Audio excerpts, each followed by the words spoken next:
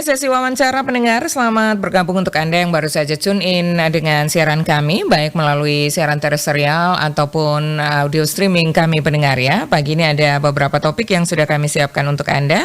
Ini terkait dengan Bupati ND yang akan menjawab tuntutan petugas kebersihan di Dinas Lingkungan Hidup DLH Kabupaten ND. Nanti kita akan bersama dengan Bupati ND, Haji Jafar Haji Ahmad MM. Lalu juga nanti kita akan mengetahui juga terkait update informasi satu jemaah haji asal ND yang meninggal dunia di Mekah. Nanti informasinya akan disampaikan oleh Haji Muhammad Salam Daud, penyelenggara haji dan umroh kantor Kementerian Agama Kabupaten ND, dan juga terkait dengan inovasi dari Bandara Haji Hasan Arubusman ND yang sudah membuat website untuk meningkatkan pelayanan publik. Ini akan disampaikan informasinya oleh Kepala Bandara Haji Hasan Arubusman ND, Indra Triantono. Namun kita mulai dulu informasi dari Kabupaten Sika pendengar, di mana Dinas Kelautan dan Perikanan Sika meminta Polda NTT untuk memutuskan rantai pasokan bahan baku bom ikan. Dan untuk mengetahui informasi ini selengkapnya pendengar, kami saat ini sudah bersama dengan Paulus Bangkur, Kepala Dinas Kelautan dan Perikanan Kabupaten Sika.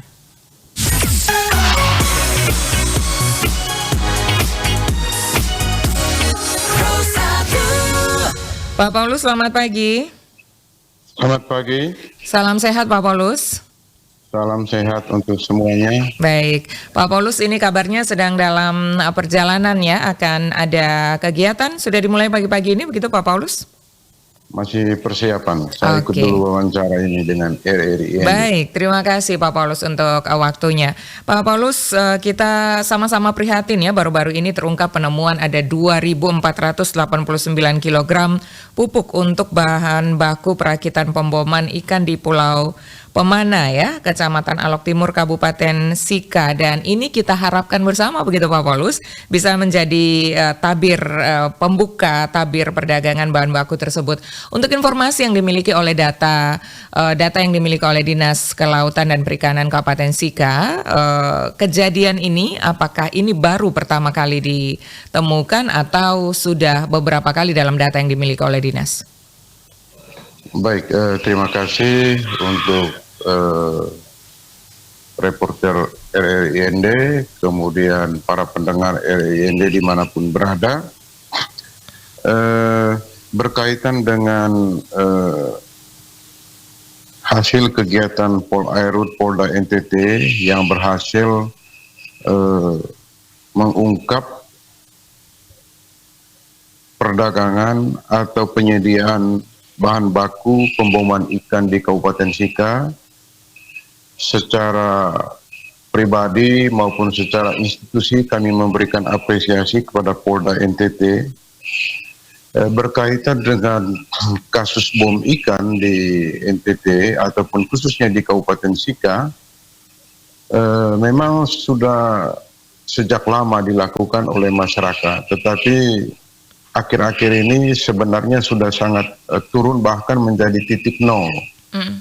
Namun demikian, berdasarkan kasus yang diungkap tanggal 24 Juni 2024 oleh Polairut NTT, itu berhasil mengungkap lebih kurang 2,5 ton pupuk sebagai bahan baku untuk pembuatan bom ikan.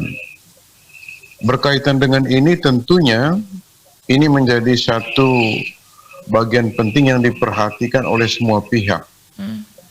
Karena apa?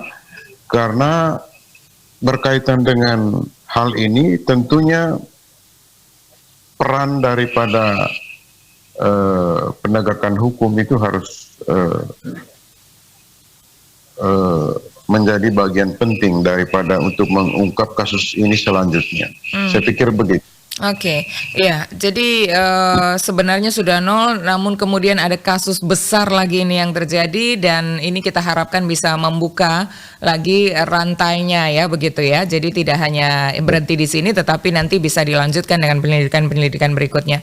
Sejauh ini Pak Kadis, apakah masyarakat juga aktif berperan menyampaikan informasi-informasi semacam ini kepada Dinas Kelautan dan Perikanan Kabupaten Sika, Pak Kadis? Ya.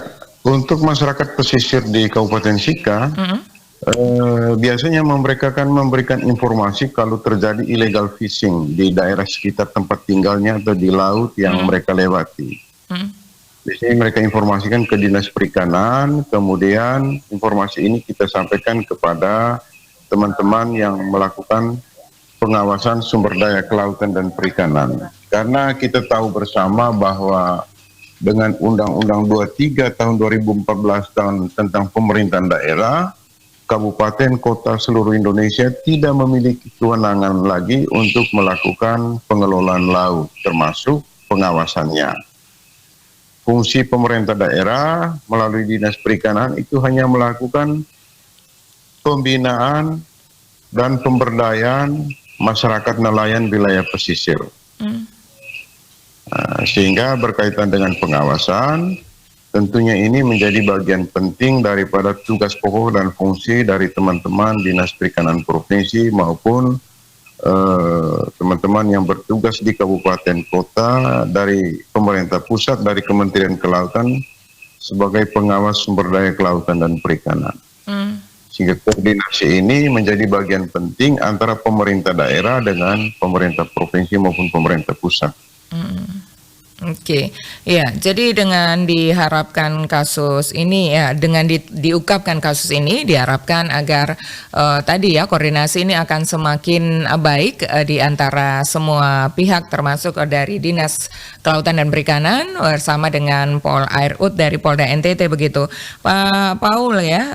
Kami ingin tahu dominasi nelayan di Pemana ini menggunakan alat apa untuk melaut begitu? Apakah memancing atau seperti apa begitu, Pak Paul, menurut data? Baik, di Pemana itu kalau dari data kami mungkin hampir tidak ada pelaku nelayan yang melakukan bom. Jadi di Pulau Pemana itu hampir semua nelayannya itu sebagai pemancing tuna dengan pemancing ikan cakalang. Tuna dan cakalang ya? Ya. Oke. Ini adalah potensi laut di wilayah tersebut begitu yang terbanyak ikan tuna dan ikan cakalang, Pak Kadis ya? Ya, nelayannya punya keahlian di menangkap ikan cakalang dan ikan tuna. Ya, bahkan bukan hanya untuk Sika, mungkin untuk wilayah Nusa Tenggara Timur itu pusat untuk penangkapan cakalang itu di daerah Pemana itu. Jadi nelayannya, pusat nelayannya. Jadi hampir tidak mungkin kalau ada nelayan di sekitar itu yang menggunakan bom dan ini kita bisa indikasikan yang datang dari luar begitu yang melakukan hal tersebut begitu, Pak Kadis. Dari berita yang ada ini dari Pos Kupang itu kita melihat bahwa itu merupakan tempat penampungan rantai pasok. Ya, rantai pasok bahan baku itu dari luar. Sehingga saya sampaikan di media, kalau bisa rantai pasoknya itu yang ditelusuri, diputus, yang masuk ke wilayah Nusa Tenggara Timur melalui Pemana tadi. Oke. Itu kan bisa ditelusuri. Ya. Ditelusuri karena ini bisa diungkapkan, maka bagaimana barang itu bisa masuk di Pemana? Pasti ada sumber atau sumber lain yang bisa memperdagangkan barang itu sampai di Pulau Pemana. Tapi Pak Paul sampai dengan saat ini apakah sudah menerima update informasi dari Pol Air Ud dari hasil pemeriksaan sejak tanggal 26 Juni lalu begitu Pak Paul? Belum. Belum ada ya? Sampai belum ada informasi.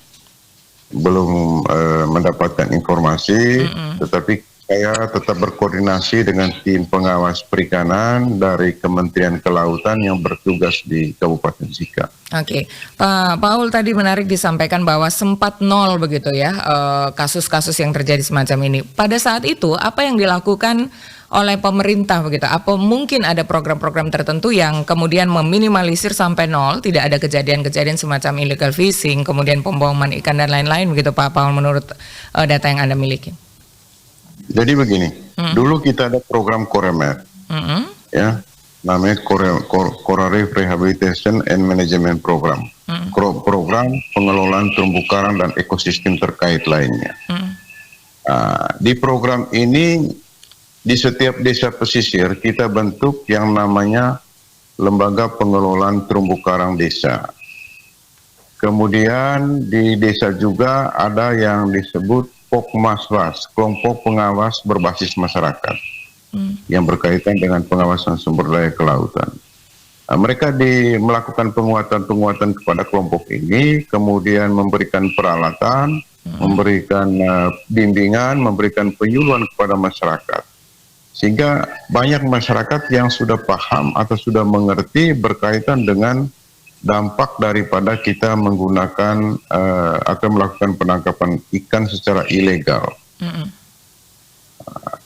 Dari pelaksanaan program itu sampai tahun 2011 itu hampir kegiatan-kegiatan illegal fishing di Kabupaten Sika dan sekitarnya itu hampir tidak ada, karena ada pengawasan dari masyarakat. Kemudian begitu program ini berakhir, muncul lagi kegiatan-kegiatan illegal fishing dengan bom, dengan potasium. Artinya apa? Tingkat kesadaran masyarakat itu perlu dilakukan bimbingan, pembinaan secara berkelanjutan, secara terus-menerus dari berbagai stakeholder.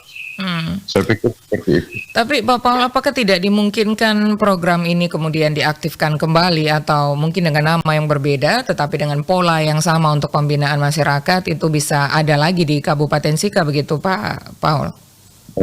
Program ini program pemerintah pusat, program bantuan Bank Dunia, sehingga di luar jangkauan pemerintah daerah ya. Tapi kita bisa replikasi berbagai program itu ke kegiatan-kegiatan kita. Baik. Kita tetap melakukan pembinaan kepada nelayan kita di Sika untuk tidak melakukan illegal fishing. Karena apa?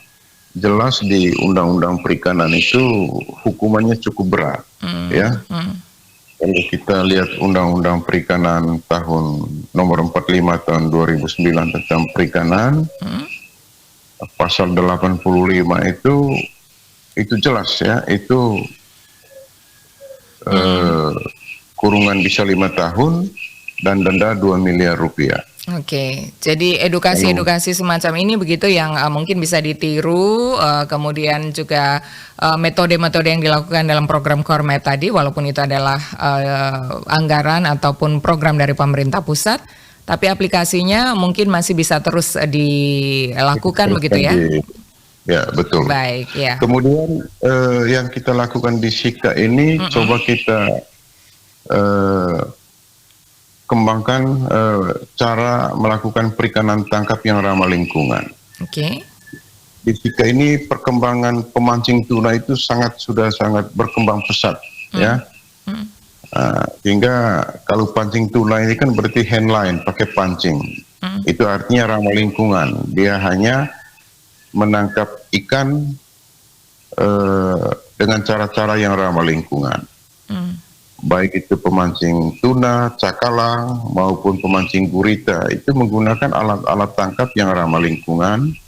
Dan tuntutan pasar saat ini, orang tidak mungkin membeli produk perikanan dari kegiatan ilegal. Karena jelas produknya pasti banyak yang rusak. Apalagi masuk di pasar-pasar ekspor maupun antar pulau. Sehingga di Sika justru yang berkembang saat ini penangkapan ikan dengan yang ramah lingkungan. Kasus yang terjadi ini kan kasus di mana bahan baku mereka stok di Kabupaten Sika kemudian didistribusikan di wilayah lain. Ya, kasus ini kan tertangkap di Flores Timur. Itu artinya mereka melakukan distribusi pupuk ini untuk melakukan illegal fishing di tempat-tempat lain. Itu yang perlu ditelusuri, kenapa di Pemana, siapa yang membawa ini, dan juga kemana saja mereka mendistribusikannya, begitu ya Pak Paul ya. Mudah-mudahan segera terungkap begitu Pak Paul.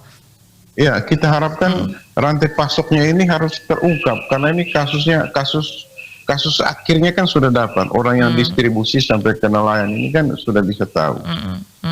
Sehingga bagaimana barang itu bisa masuk di pemana, pasti ada rantai pasoknya. Rantai pasoknya itu yang harus kita putuskan.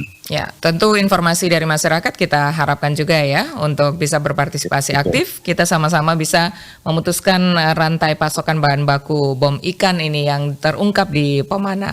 Terima kasih Pak Paul waktunya bersama dengan Pro 1 RRI ND pagi ini. Yo, terima kasih. Selamat pagi. Selamat pagi, selamat beraktivitas kembali, selamat bekerja ya Pak Paul. Terima kasih. Bersama kami baru saja Paul Bangkur, Kepala Dinas Kelautan dan Perikanan Kabupaten Sika, menyampaikan informasi terkait dengan harapan dari Dinas Kelautan dan Perikanan Kabupaten Sika yang meminta Polda NTT untuk memutuskan rantai pasokan bahan baku bom ikan dengan cara mengungkap ya kasus yang baru saja terungkap pada tanggal 26 Juni 2023 lalu.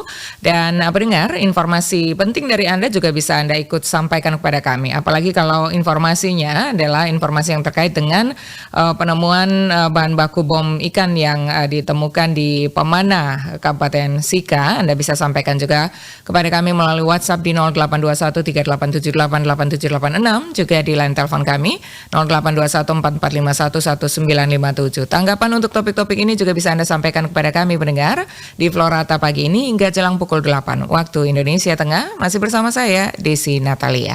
Tetaplah bersama kami pendengar, informasi lainnya akan segera menyusul hadir untuk Anda. Pro 1 RRI ND, kanal informasi dan inspirasi.